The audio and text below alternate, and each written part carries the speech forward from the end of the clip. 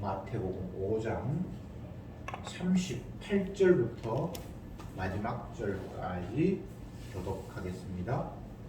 5장 38절 제가 먼저 읽을게요.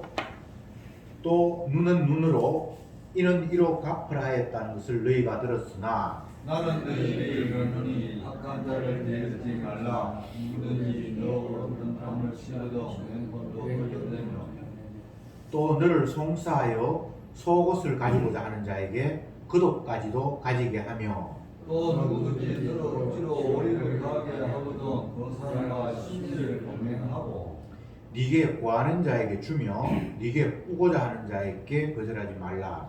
또 너 이웃을 사랑하고 너 원수를 미워하라 하였다는 것을 너희가 들었으나 나는 너희에게 이르노니 너희 원수를 사랑하며 너희를 핍박하는 자를 위하여 기도하라. 이같이 하여 하늘에 계신 너희 아버지의 아들이 되리니 이는 하나님이 그 해를 밝음과 선생에게 비치게 하시며 이를 어려운 자와 불리한 자에게 이루시리라. 너희가 너희를 사랑하는 자를 사랑하면 무슨 상이 있으리요? 세리도 이같이 아니하느냐? 또 너희가 너희 형제에게만 무난하면 남보다 더하는 것이 무엇이냐? 이방인으로 이것이 아니하느냐? 그러므로 하늘에 계신 너희 아버지의 온전하심 같이 너희도 온전하라. 아멘. 지금 우리가 살펴보고 있는 내용 본문은 예수님께서 산에 올라가셔서 자기 앞에 나온 무리들에게 말씀을 가르치는 산상수훈에 포함되어 있는 내용입니다. 예수님이 산에 올라가셨고 사람들이 예수님 앞에 나와갖고 그런 상황 속에서 예수님께서 율법의 내용들을 하나하나 설명하면서 구약에 기록된 율법의 내용이 이러이러한 건데 너희들은 이것을 오해해서 잘못 이해하고 있다. 제대로 된 이해는 이런 것이다 라고 하면서 율법에 대해서 한 가지 한 가지를 설명하는 내용이 본문입니다. 그러니까 이 말씀을 듣는 사람들의 입장에서는 상당히 불쾌하겠죠. 그들도 율법을 알고 있고 그 알고 있는 율법을 나름대로 지키려고 애를 쓰는데 예수님께서 말씀하시기를 네가 아는 율법 위에 그 수 넘틀이야. 그 말은 이런 뜻이야 라고 하면서 그들이 알고 있는 것을 아예 잘못됐다라고 새로운 것으로 말씀을 주신단 말이죠. 오늘 38절에 보면 눈은 눈으로 이는 이로 갚으라 하였다는 것을 너희가 들었으나 나는 너희에게 이르노니 악한 자를 대적지 말라 이렇게 말한단 말입니다. 그러면 구약에서 눈은 눈으로 갚고 이는 이로 갚으라 라는 이 말이 왜 주어졌는가를 먼저 생각해 봅시다.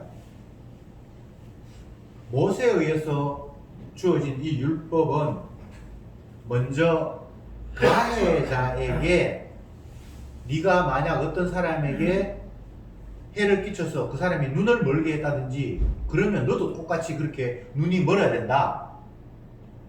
그리고 네가 상대를 가격해서 이를 부러뜨렸다면 네 이도 부러뜨려야 된다.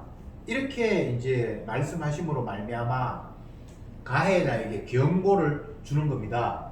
네가 남에게 어떤 해를 끼쳤다면 너도 똑같이 그런 해를 받아야 된다는 거죠. 그런데 가해자에게만 경고를 주는 것이 아니라 피해자에게도 가이드라인을 계속 제시합니다. 사람들이 피해를 입으면 분노해서 그보다 훨씬 더 많이 갚아버리잖아요. 내가 한 대 맞으면 화가 나서 2대 때리고 아니면 잘못하면 죽여버릴 수 있잖아요. 그러니까 그 이상으로 네가 피해를 당한 이상으로 보복하면 안 된다는 거예요.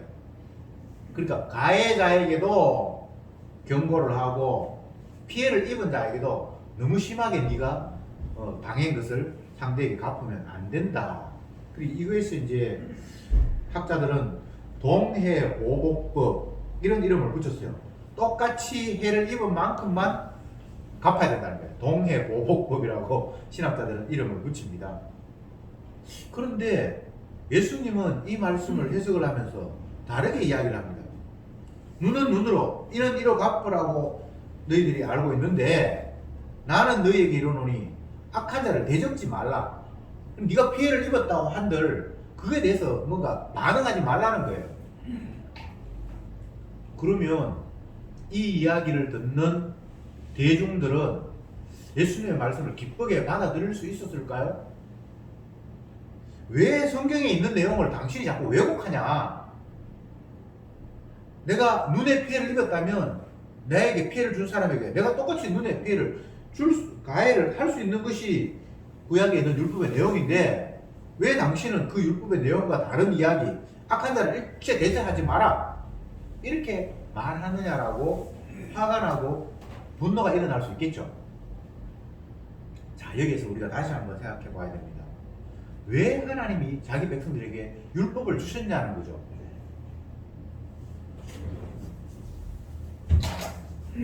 율법의 기능, 첫 번째는 죄인 만들기, 두 번째는 재물, 신약에서는 십자가, 정의.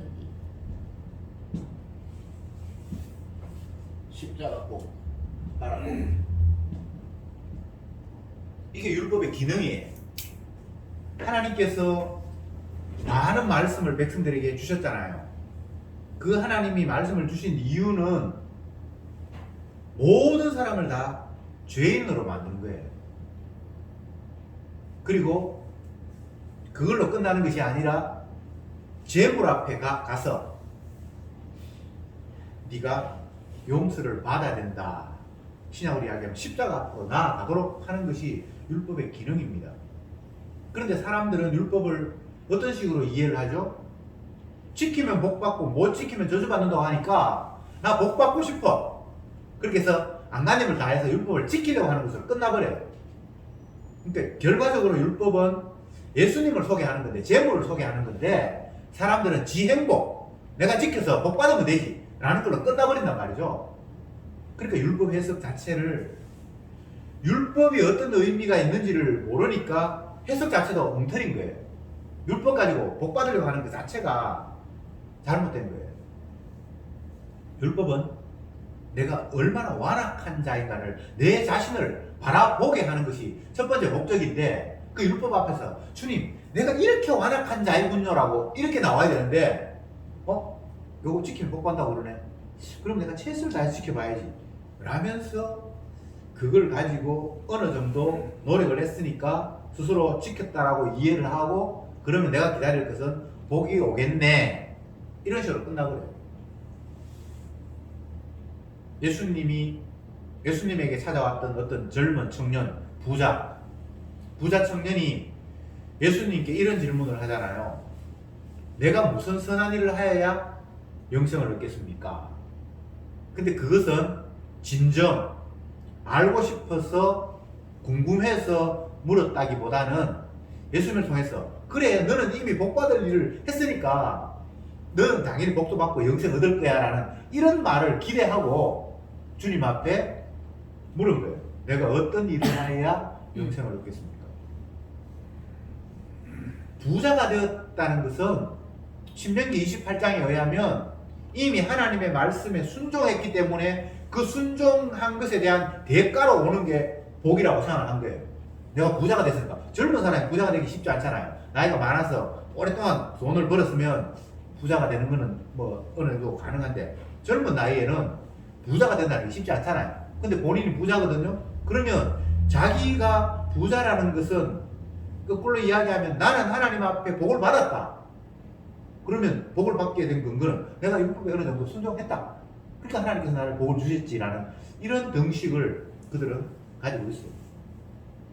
그런데 오늘 본문에 보면 하나님이 악한 자에게도 선한 자에게도 다 해를 주시고 또 비도 내려주신다. 45절에 봅시다. 이같이 한즉 하늘에 계신 너희 아버지 아들 되니 이는 하나님이 그 해를 악인과 선인에게 비치게 하시며 비를 의로운 자와 불의한 자에게 내려오십니다. 여기 보면 악인이든 선인이든 분별 없이 구분 없이 하나님께서 비도 주시고 햇볕도 주시고 그렇다는 거예요. 그러면 부자 청년의 논리로 의하면 나는 열심히 주님 앞에 말씀에 순종했고 그 순종해서 하나님께서 그것을 율법 짓겠다고 인정하시니까 나에게 많은 재물을 주셨다. 그러니까 내가 부자가 됐다라는 이 논리는 예수님 말씀에 의하면 이게 논리가 안 맞잖아요. 가난한 자에게 뭡니까? 악한 자에게도 햇빛 주시잖아요. 그렇죠? 순종한 자에게만 햇빛 주시는 거 아니잖아요. 그리고 악한 자에게도 비를 내려주시잖아요. 곡식 있게 하시고 먹게 하시고. 그러니까 부자가 생각했던 그 논리, 이 예수님 당시에 율법을 이해하고 율법을 순종해서 내가 천국도 따내고 복도 받겠다라는 이 바탕 자체가 지금 뭔가 잘못됐잖아요. 다시 말씀드립니다. 하나님께서 이스라엘 백성들에게 율법을 주신 이유는 그들 전체를 죄인 만들려고 주신 겁니다. 그리고 그걸로 끝나는 것이 아니라 네가 죄인이니까 재물을 바라봐야 돼. 신약으로 이야기하면 네 죄를 대신해서 피 흘리신 십자가를 바라봐야 돼. 궁극적으로 주님은 십자가에 관심이 있는 거고 그 십자가의 은혜를 감사하라고 주신 말씀이에요. 그런데 사람들은 십자가까지 가지도 않고 내가 이 말씀 지켜서 복 받으면 된다라고 그걸로 끝나버려요. 재물을 바라보는 이유가 별로 없는 거예요. 그러니까 그들이 지켰다는 것 자체가 다 거짓이고 엉터리가 될 수밖에 없는 거예요.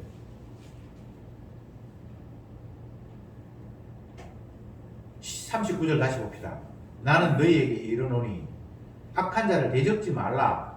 누구든지 네 오른뺨을 치거든 왼편 뺨도 돌려대며. 오른뺨을 때린다는 것은 상대가 내 앞에 서 있어서 내가 나를 뺨을 때릴 거 아니에요. 그러면 오른뺨을 때리려면 왼손으로 상대방이 나를 때려야지 오른뺨을 맞는데 왼손잡이는 귀한 거고 통상적으로 오른손잡이라고 보면 오른손잡이가 내 앞에서 내 오른뺨을 때린다는 것은 손등으로 이렇게 딱 치는 거예요. 이거는 아주 모독하는 겁니다. 유대인들이 상대를 모독할 때에 이 쓰레기 같은 인간 이러면서 손등으로 사람을 팍 쳐버려요. 손바닥으로 때리는 것보다 더 모독하는 겁니다. 여기에서 상대편이 네 오른뺨을 치거든 이라는 말은 상대가 너를 멸시해서 손등으로 너를 탁 치거든 이런 이야기입니다. 그러면 이쪽 뺨도 돌려대라. 요건 약 올리는 같은 느낌이 드는데 그런 차원은 아니고 네가 너에게 가해하는 자에게 대적하거나 보복할 생각하지 말라는 거예요. 너 눈을 뭐 상하게 했다든지 이를 상하게 했다든지 너를 모독해서 뺨을 친다든지 그렇게 한다고 해서 그를 대적하면서 분노를 표출하면 안 된다는 거예요. 와, 이게 너무 어려운 이야기 아닙니까? 어떻게 사람이 이럴 수가 있습니까? 그 다음에 40절을 보면 또 너를 송사하여 속옷을 가지고 하는 자에게 그도까지 가지게 하며. 송사라는 소송 거는 거예요. 재판 거는 거예요. 재판 걸어서 속옷을 가지고 하는 거예요. 그게 속옷을 가진다는 거예요. 지극히 작은 자잘한 문제 때문에 너희들의 재판 걸어가지고 뭔가를 차지하려고 하는 사람들에게는 더 많이 줘버려요. 억지로 나 억울합니다. 나 이것마저도 저 사람에게 빼앗길 이유가 없어요 라고 서로 대적하지 말고 그도 속옷을 가지려고 하는 지극히 작은 것을 얻기 위해서 그 사람이 소송 걸면 더 많이 줘버리라. 이렇게 지금 이야기를 하거든요. 이것도 사실은 우리가 지킬 도저히 할 수 없는 거예요. 41절에 또 누구든지 너로 억지로 오리를 가게 하거든 그 사람과 심리를 동행하고. 이런 표현들은 우리가 느낌은 아는데 그 당시 시대 상황을 좀 이해해야 됩니다. 예수님 당시에는 로마가 이스라엘을 지배하고 있었잖아요. 그래서 군인들이 자기 목적을 위해서 이스라엘 평민들에게 억지로 짐을 지어서 어디까지 실어 나가라 라고 그렇게 명령을 하는 그런 일이 많았다고 합니다. 그러면 사람들이 가기 싫잖아요. 내가 굳이 짐 지고 어디까지 가야 될 이유가 없잖아요. 그래도 억울하다고 생각하지 말고 심리까지도 가라. 더 많이도 가라는 겁니다. 그 다음 42절에 네게 구하는 자에게 주며 꾸고자 하는 자에게 거절하지 말라. 그리고 이 한마디 한마디가 인간으로서는 이 인간 세상에서 통용되는 윤리와 규칙으로서는 있을 수 없는 이야기를 예수님이 계속해서 하시는 거예요. 다시 말씀드립니다. 율법의 의도 자체가 모두를 죄인 만드는 거예요. 그런데 유대인들은 율법을 가지고 제가 죄인이 안 되려고 하는 거예요. 복 받으려고 하는 거예요. 그러니까 주님께서 그들을 죄인 만들기 위해서 율법에 더 엄청난 이야기를 해버리는 거예요. 가늠하지 말라. 바람 안 피우는 것 정도가 아니라 마음속으로 이렇게 얘기해버리죠. 도둑질하지 말라고. 물건 훔치는 정도가 아니라 갖고 싶다는 탐심 자체가 도둑을 해버리잖아요. 그러니까 죄인 안 되려고 율법 지켜서 복 받으려고 하는 그들에게 아니야 율법은 그런 뜻이 아니야. 너희들은 몽땅 율법 앞에서 죄인이 돼야 돼 라고 하면서 주님께서 해석하시는 말씀이 이런 말씀이란 말이죠. 그런데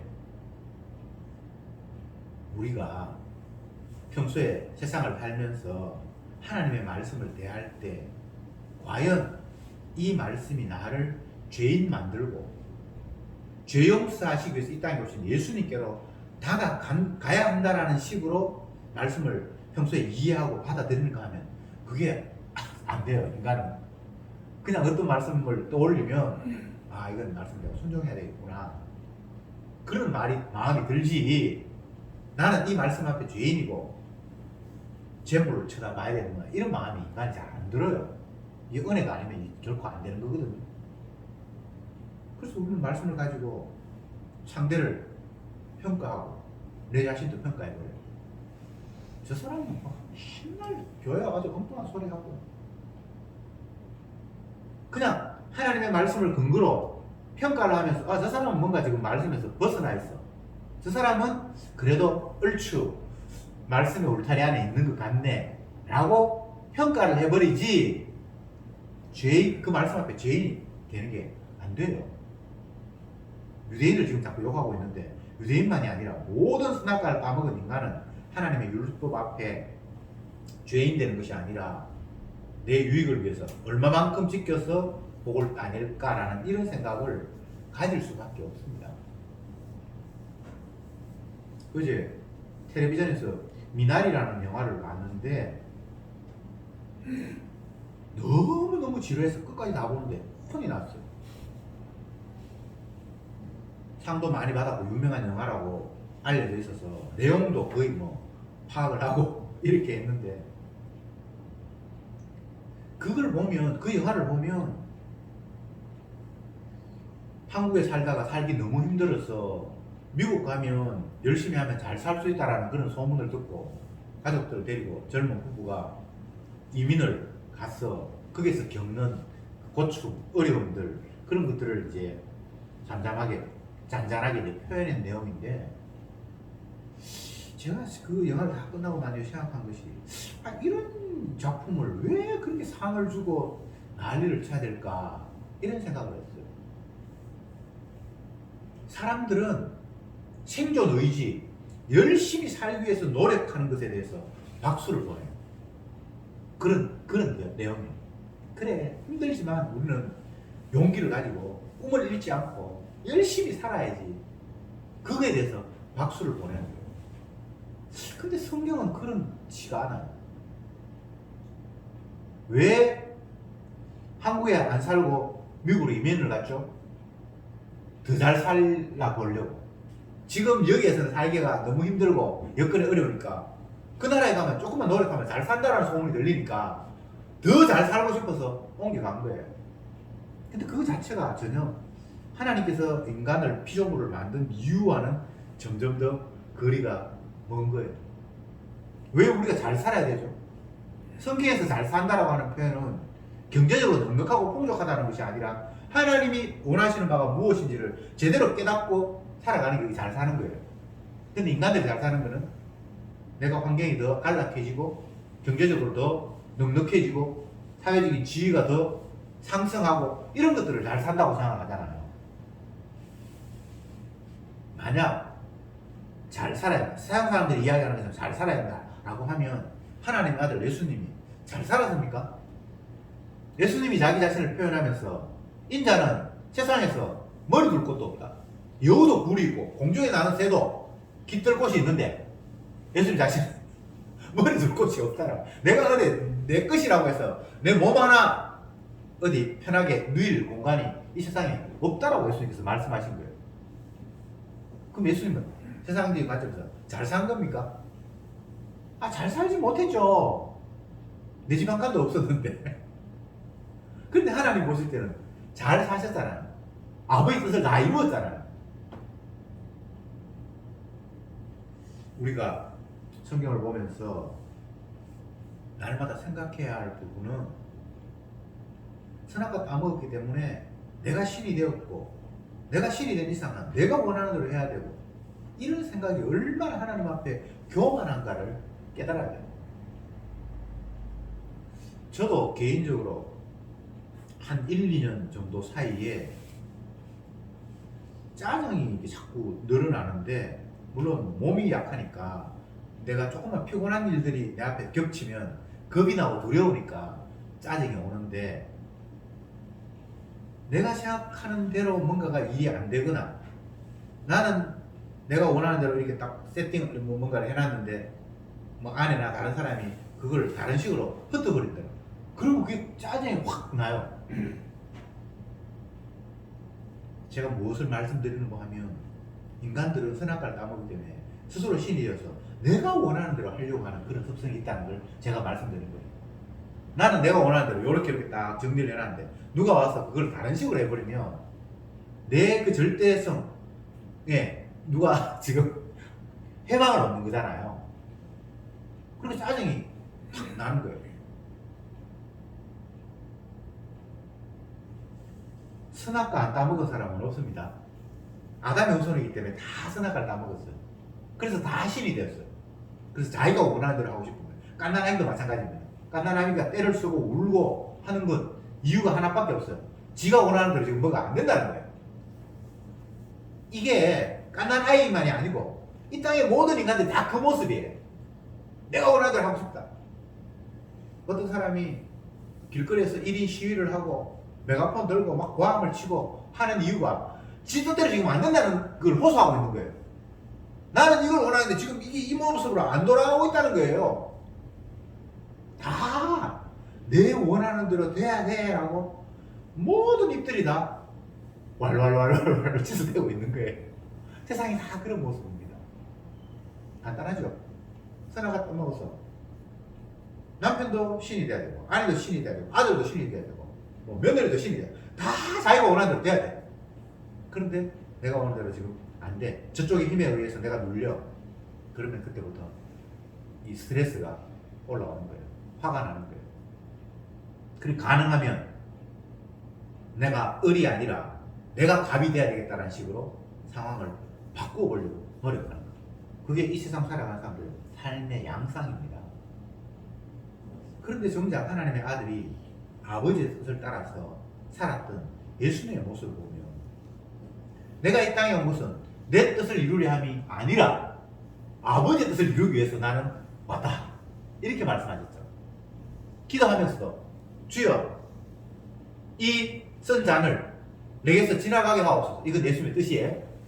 그런데 그 이후에 뭐라고 이야기하는 거냐면, 그러나 내 뜻대로 마옵시고 아버지 뜻대로 되기를 원합니다 라고 이렇게 결론이 났단 말이죠. 왜 성경이 예수님의 삶을 보여주면서, 그리고 예수님 마지막 십자가에 돌아가실 때 기도하면서 이 잔을 물러가게 하옵소서라고 이야기해놓고 뒷부분에 그러나 내 뜻대로 마옵시고 아버지 뜻대로 되게 하옵소서라고 했을까? 이걸 생각을 해봐야 돼요. 그냥 예수님이 아버지 뜻을 안다면 이 잔을 내게서 지나가게 하옵소서라는 기도할 필요 없잖아요. 그냥 쓴 잔을 내가 마시겠습니다. 아버지 뜻 되게 하십시오. 이렇게 하면 단순한데 왜 처음에는 이 잔을 내게서 지나가게 하옵소서를 했다가 뒷부분에 그러나 내 뜻대로 마시고 아버지 뜻대로 되기를 원합니다라고 했는가? 그 앞부분에 예수님이 이 쓴 잔을 지나가게 하옵소서라는 말은 인간의 대표예요. 인간의 모습을 지냈기 때문에 그건 너무나 힘들고 고통스럽다라는 것을 그냥 이야기한 거예요. 그럼에도 불구하고 내가 힘들고 고통스럽다 하지만 내 힘들고 고통스러운 걸 피하는 게 목적이 아니라 아버지의 뜻이 이루어져야 되잖아요 라고 예수님은 그렇게 기도를 하셨단 말이죠. 이게 우리의 삶의 모습이어야 합니다. 예수님이 걸어가신 길이 그냥 뭐 우연하게 한 사람이 걸어간 것이 아니라 모든 사람이 다 가야 할 길을 예수님이 앞서서 보여주신 거예요.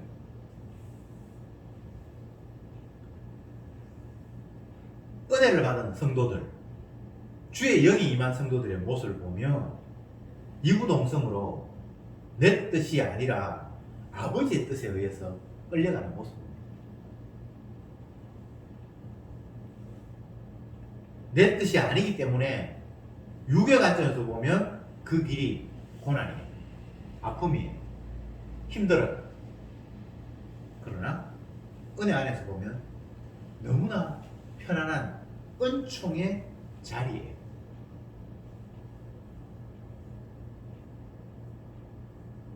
(43절) 말씀 봅시다. 또 네 이웃을 사랑하고 네 원수를 미워하라 하였다는 것을 너희가 들었으나 나는 너희에게 이르노니 너희 원수를 사랑하며 너를 비판하는 자를 위하여 기도하라. 이 43절에 네 이웃을 사랑하고 네 원수를 미워하라 라는 말은 성경에 없습니다. 이것은 그 당시 유대인들 사회에서 통용되는 이야기예요. 이웃을 사랑하고 원수는 미워해라. 그 당시에 성경에는 원수 미워하라는 말이 없습니다. 성경에는 원수를 갚지 말라 구약에 그렇게 그 정도까지 돼 있어요. 그런데 이 유대인들은 원수를 미워하라고 자기들끼리 서로 통용이 되었는데 그것을 예수님께서 고발하면서 이웃을 사랑하는 정도가 아니라 원수도 사랑해라 라고 예수님께서 그렇게 말씀을 하신 거예요. 원수가 사랑이 됩니까? 인간으로서는 도저히 불가능한 거예요. 원수를 어떻게 사랑을 해요? 도저히 안 되는 거잖아요. 그러니까 이 율법은 너를 죄인으로 만드는 거다. 네가 하나님 말씀 앞에 그냥 죄인이어야 돼. 그런 이야기를 하시는 거예요. 45절에 이같이 한즉 하늘에 계신 너희 아버지의 아들이 되리니 이제 예수님이 본심을 서서히 드러냅니다. 아버지의 뜻을 행해야 말씀에 순종을 해야 네가 아들이 되지 이런 이야기를 합니다. 이것은 예수님 자기만이 아버지의 아들 하나님의 아들이고 자기가 메시아라는 이야기를 하고 있는 겁니다. 모든 성경은 예수님에 대해서 이야기하는 거거든요. 율법도 결국은 십자가신 예수님을 겨냥하는 것이 최종 목표잖아요. 예수님이 많은 이야기를 하다가 결국은 하늘에 계신 아버지의 아들이 된다. 이렇게 해야만 말씀에 온전히 순종해야만 원수를 미워하는 것이 아니라 원수마저도 사랑해야만 하나님의 아들답다. 그가 하나님의 아들이다. 예수님이 자기 자신을 이야기하는 거예요. 예수님은 원수된 우리를 사랑하셨잖아요. 십자가에 못 박아 죽였어요. 모든 인간들은. 그런데 예수님이 우리를 사랑하셔서 용납하셨잖아요. 그가 참 하나님의 아들이라는 거예요. 예수님이 자기 하실 일을 여기에 쓱 섞어서 지금 이야기를 하고 있습니다. 모든 성경은 예수님 자기 일을 겨냥하고 있으니까. 그래서 우리는 성경을 보면서 십자가에 지신 예수님을 최종적으로 봐야지 이 말씀은 이런 뜻이야. 나 순종했어. 이렇게 끝나버리면 그것은 전혀 하나님의 뜻과는 거리가 먼 마귀의 올무에 갇혀있는 죄악된 인간의 모습입니다. 46절에 너희가 너희를 사랑하는 자를 사랑하면 무슨 상이 있으리요? 세리도 이같이 하느니라. 너희가 너희 형제에게 무난하면 남들보다 나은 것이 무엇이뇨? 이방인도 이렇게 하느니라. 48절에 그러므로 하늘에 계신 너희 아버지의 온전함 같이 너희도 온전하라. 이것도 역시 예수님이 자기 자신의 모습을 보여줍니다. 나를 본 자는 아버지를 보았다 했으니까 예수님은 아버지와 자기 자신을 동일시하고 있잖아요. 자, 이제 정리를 해봅시다.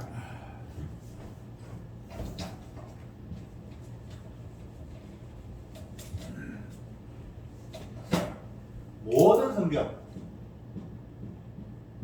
구약부터 해가지고 모두는 예수님 증거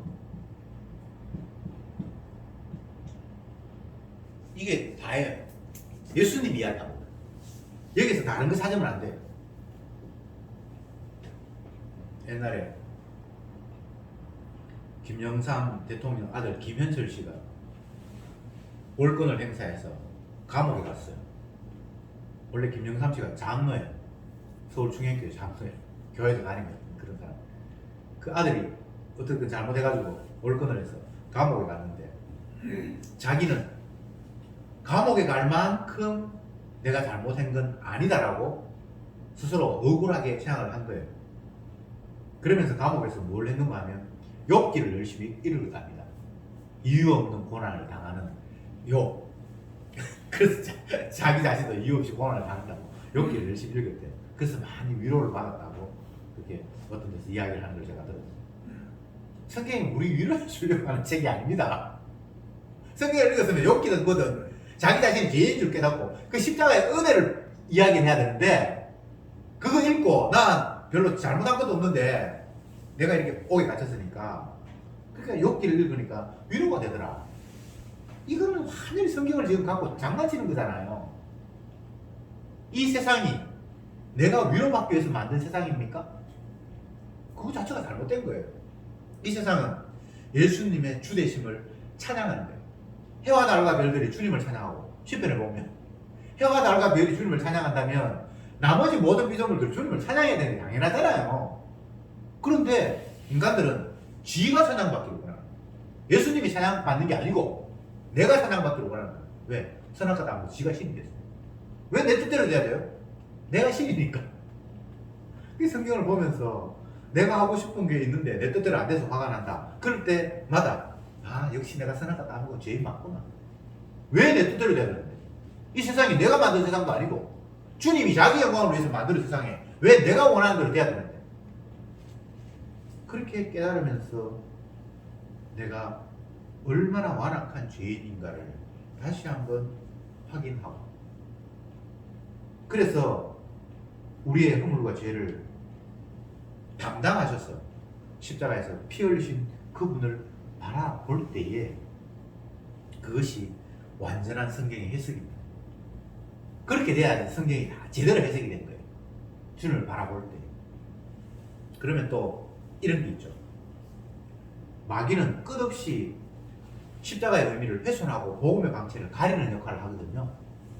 그러면 십자가를 생각함에도 불구하고 결국은 그 십자가의 제대로 된 의미가 살아남이 아니라 내 구원, 내 영생, 내 축복으로도 십자가를 이용을 해버려요. 그게 우상숭배잖아요. 십자가는 내 구원용으로 있는 것이 아니라 주님의 사랑을 극대화하는, 주님은 자기 몸을 버려서 우리의 허물을 담당하셨다라고 주님의 사랑을 극대화하는 모습인데, 그래서 내 용서라는, 내가 용서받고 천국가야 한다는 쪽으로 십자가를 끌어당겨 버린단 말이죠. 이거는 인간이 타고난 거라서 어쩔 수 없어요. 모든 걸 다 자기 유리한 쪽으로 다 끌고 와요. 무엇 하나하나가. 교회도 내 유리한 쪽으로, 뭐 예배도, 성경 읽기도, 모든 걸 다 내 유리한 쪽으로 끌고 와버려요. 이거 우리의 힘으로 극복 안 됩니다. 단 주님의 은혜가 오면 내가 또 내 유리한 쪽으로 십자가를 이용했구나라고 내 죄인된 모습이 발각이 되는 거예요. 깨달아지는 거예요. 하나님 말씀 가지고 또 내가 뻐겼구나, 상대를 판단했구나, 그리고 또 상대를 판단하는 것과 아울러 나를 말씀 순종하는 자로 은근히 과시했구나, 또 나를 위해서 하나님의 말씀을 이용했구나라고 그냥 깨달아지는 거예요. 바뀌는 거 아닙니다. 신앙생활 열심히 하고 열심히 성경 읽고 기도한다고 해서 내 삶이 향상되거나 그런 거는 없습니다. 영원히 우리에게는 죄밖에 안 나와요. 죄덩어리예요. 하나님은 그렇게 세팅을 만들어 놓았어요. 그래서 죄 용서하시는 주님 바라보라고. 나는 죄인을 의인을 부르러 온 것이 아니라 죄인을 부르러 왔다라고 말씀하시는 그 주님 앞에 나아가라고 우리를 날마다 죄인으로 다루시는 거예요. 그러니까 은혜가 깨달아지면 내가 죄인이라는 사실이 발견되고 죄 용서하신 주님을 찬양하게 되고, 내가 주님 앞에 찾아갔으니까 내가 용서받았다라는 이 내 쪽으로 결과가 오는 게 아니라 주님의 사랑이 이렇게 대단하구나.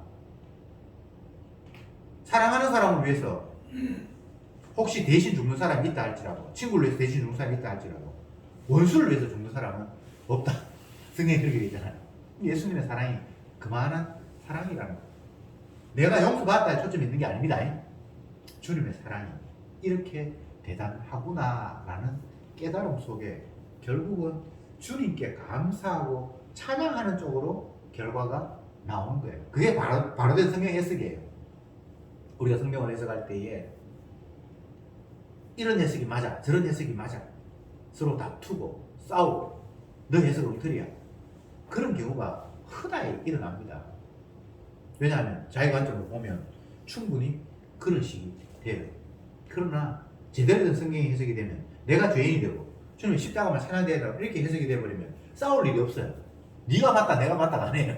너도 죄인이고 나도 죄인이고 주님이 십자가 아니면 안 되고, 그래서 너도 주님 십자가가 찬양이 돼야 되고 나도 찬양이 돼야 되고 이렇게 해석이 돼야 되는데, 조항 하나하나 빠져서 간음이라는 게 이런 뜻이냐 하니까 아니야 그런 뜻 이런 뜻이야.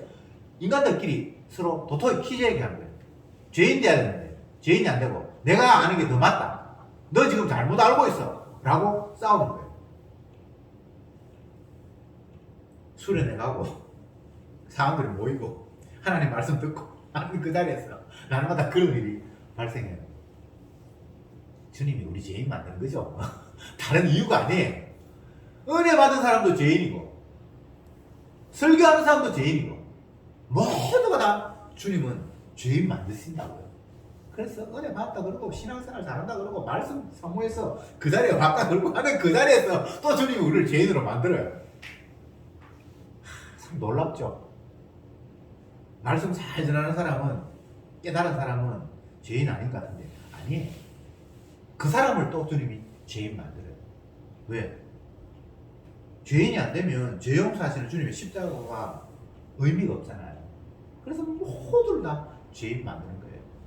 그러니까 그냥 우리는 주님 앞에 죄인인 사실을 날마다 들키우고, 내가 이렇게 숨겨놨는데 남들한테 마음속에 있는 걸 안 그런 척하면서 가려놨는데 주님이 그걸 툭 터뜨린다니까요. 그래서 어떨 때는 사람 앞에도 내 허물이 드러나도록 만들고 부끄럽게 만들고, 그래서 너 죄인이야. 그렇기 때문에 내가 네 죄, 네 허물을 덮어주고 가리기 위해서 십자가 피 흘렸잖아. 그러니까 그 주님의 그 사랑을 바라보게 하고 찬송하게 하고 감사하게 하고 경배하는 쪽으로 주님께서 우리를 인도하신다 이 말입니다. 성경 해석 잘하는 방법이 없습니다. 결과적으로 우리가 죄인이라는 사실을 깨닫고 십자가 바라보게 되었다면 그게 바른 해석입니다. 뭐 이런 구절은 이런 뜻이고 저런 구절은 저런 뜻이고 그 시대의 상황이 이렇고 헬라어 원어에는 이렇고 뭐 백날 해도 지가 죄인 안 되면 그거 성경 해석은 틀립니다. 유대인들이 예수님의 이 성경 해석법 결국은 아버지의 아들이 되리라, 이게 핵심인데, 그리고 마지막에 아버지와 온전한 같이 너희도 온전하라, 내가 아버지의 아들이다 이 말이거든요. 이게 제대로 된 해석이잖아요. 근데 예수님의 해석을 가지고 사람들은 간음을 이렇게 했다, 아니면 눈은 눈으로라는 말을 이렇게 해석했다, 예수님은 저렇게 해석했다, 자기들끼리 막 다투고 싸울 수 있겠죠. 근데 그거 답이 아닙니다. 결국은 우리가 죄인이어서 예수님이 십자가 지심으로 말미암아 우리의 죄를 사한다라는 쪽으로, 그게 예수님을 바라보는 쪽으로 가야 그게 제대로 된 해석이에요. 해석 쉽죠? 근데 이게 이렇게 해석이 우리 마음대로 되는 게 아닙니다. 은혜가 와야 이런 결론이 떨어집니다. 뭘 성경을 열심히 읽고 성경 공부한다고 해서 이렇게 해석 나오는 거 아니에요. 신학 공부한다고 해서 해석 나오는 거 아니에요. 신학 공부라고 하면 저희가 바리새인 유사한보다 더 열심히 했겠습니까? 우리가 헬라어를 연구한다고 해도 그들이 자기 언어를 사용하는 그 시대의 언어만큼 잘 알겠습니까? 안 되겠죠? 근데 그들이 엉터리로 해석해버려요. 그래서 언어를 안다, 물론 그거 참고를 할 수 있어요.